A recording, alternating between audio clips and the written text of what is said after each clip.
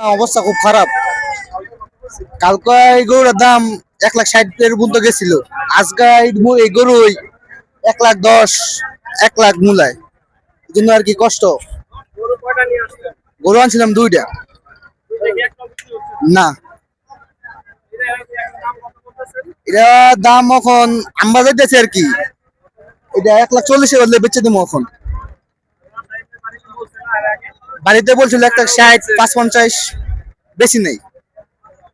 এগুলোটা বাসায় 1,80,000 বলছিল। এখন এগুলোটা আমরা এখন এই 45-50 ছেড়ে দিন। পরে কাস্টমার ভালো হইতেছে না।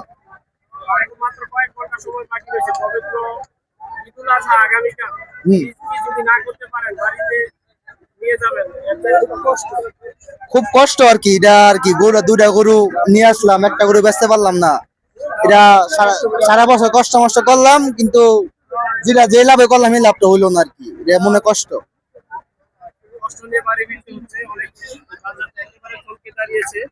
অনেক বিক্রেতারা খামারিরা কিন্তু এখানে গরু নিয়ে আসছেন, কিন্তু বিক্রি করতে পারছেন না। আমি কইতাম কম থাকার কারণে কিন্তু ক্রেতা শূন্যতায় ভুগছে পুরো বাজার। সবাই দেখতে পাচ্ছেন শেষ সময় কিন্তু একেবারে দরদাম অনেক বেশি থাকে, কিন্তু ক্রেতা শূন্যতার কারণে বাজারটি একেবারে সেখানে বিক্রেতা তারাই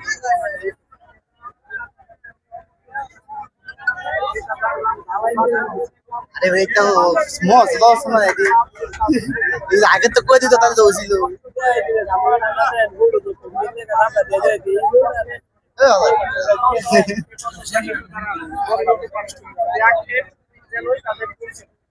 ছয়টা গরু আমি কিনছি, 6টা গরু 3টা হাট দেয়াইছি।